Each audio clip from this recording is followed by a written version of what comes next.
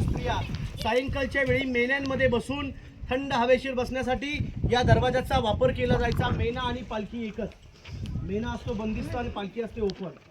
आणि या भिंतीला सलंग लागून रांगेत 6 राण्यांचे 6 महाल आहेत। छत्रपती शिवाजी राजांना 8 राण्या होत्या, सईबाई, पुतळाबाई, स्वैराबाई, सगुणाबाई, गुणवंतबाई, काशीबाई, लक्ष्मीबाई, सटवारबाई। राजांनी त्या नामवंत सरदारांच्या मुलींची लग्न केली होती। लिंबाळकर, जाधव, मोहिते, शिर्के, विचारे, गायकवाड, पालकर आणि इंगळे या मोठमोठ्या घराण्यातल्या मुली केल्या सोयीर संबंध वाढवण्यासाठी। परंतु रायगडावरती 6 राण्या राहायच्या, 6 राण्यांचे 6 महाल इथे बांधलेले आहेत। 2 राण्या खाली राहायच्या सईबाई, राजगडावरती संभाजी राजांची आई मग पुतळा राणी साहेब, राजमाता जिजाऊ मासाहेबांचा वाडा खाली पाथर्ड गावामध्ये आहे। मग त्यांच्या सेवेला 1 राणी पाथर्डला पुतळा राणी साहेब, मग इथे 6 राण्या राहायच्या, मग रांगेत 6 राण्यांचे 6 महाल आहेत। त्यांच्या खाली बघा चौकणी रूम दिसतात ना, यांना म्हटलं जातं अष्टप्रधान मंडळांचे वाडे। अष्टप्रधान मंडळ छत्रपती शिवाजी महाराजांचे जे 8 मंत्री होते ना, त्यांचा इथून हिंदवी स्वराज्याचा कारभार इथून चालायचा बघा राजांचा। आणि इथे 5 वडे, त्याच्या मागे 3 वाडे, असे टोटल 8 वडे तिथे लोखंडी जाळ्या लावलेत बघा। इथे यांना म्हटलं जातं धान्यांच्या कोठऱ्या।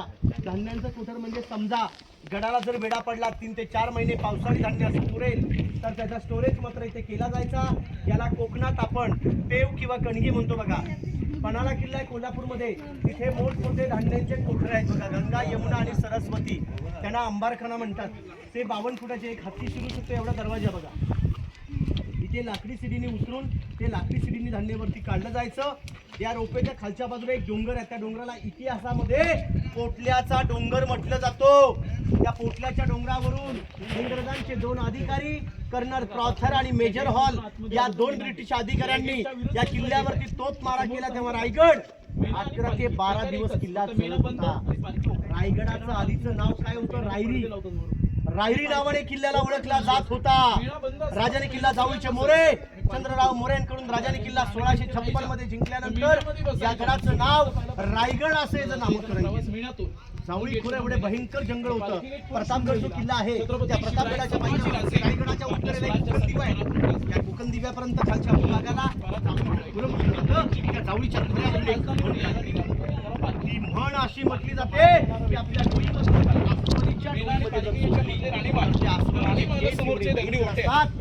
केसात निघू सापडेल, सावळीच्या खोऱ्यामध्ये भला मोठा राजाने केला आपल्या स्वराज्यामध्ये आणला। राजे प्रथम या गडाच्या पायथ्याजवळ आले। त्यांचे पंत होते पंत पिंगळे, हे पंतप्रधान होते।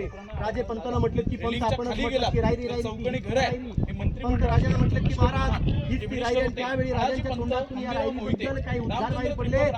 ते उद्गार म्हणजे असे म्हटले जातात, राजा खासात जाऊन पाहतात गड बहुत सखोल, चौथरपा गडाचे कडे ताशिल्याप्रमाणे गाव 1.5 गाव उंच, पर्जन्य काळी कड्यावरती गवत नीट होत नाही, धोंडा ताशी वेगच आहे, दौलताबाद पृथ्वीवरती चकोर गड खरा परंतु उंचीने थोडका आणि दौलताबादचे दशगुणी उंच। ऐसे देखून राजे संतुष्ट झाले आणि बोलिले तख्तास जागा हाच गड, राजधानीचा गड कारण तख्त म्हणजे किल्ल्याला वेढा देईल। राजधानीसाठी रायगडाची निवड केलेली आहे। आता या बाजूला खाली फक्त रोप आहे। आता एक महाल तुम्हाला बघायचे, तिथून सरळ तुम्ही आले त्याला जगदीश्वर मंदिरात दर्शनाला जायचे। पण जाता जाता मराठ्यांचे काही 4 शेर आहेत। तिथे 4 शेर असे म्हटले जातात, घासल्या विना धार नाही तलवारीच्या पातीला, घासल्या विना धार नाही तलवारीच्या पातीला, शिवचरित्राशिवाय अर्थ नाही या महाराष्ट्राच्या काळ्या मातीला। अंधार फार झाला आता दिवा पाहिजे, अंधार फार झाला आता दिवा पाहिजे, या देशाला नव्हे अख्ख्या जगाला जिजाऊंचा शोभा पाहिजे। म्हणून तर म्हटलं जातं की राजमाता जिजाऊ, राजमाता जिजाऊ तुम्ही जन्माला जर आल्या नसत्यात तर दिसली नसते अंगणामध्ये तुळस। छत्रपती शिवराय तुम्ही जन्माला आले नसते, आज राहिले नसते मंदिरांची उंच उंच कळस। पण भूषण काय म्हणताय, काशी हूं की कला जाती मथुरा में मस्जिद वरती, अगर शिवराय ना पैदा होते तो सबकी सुन्नत हो जाती।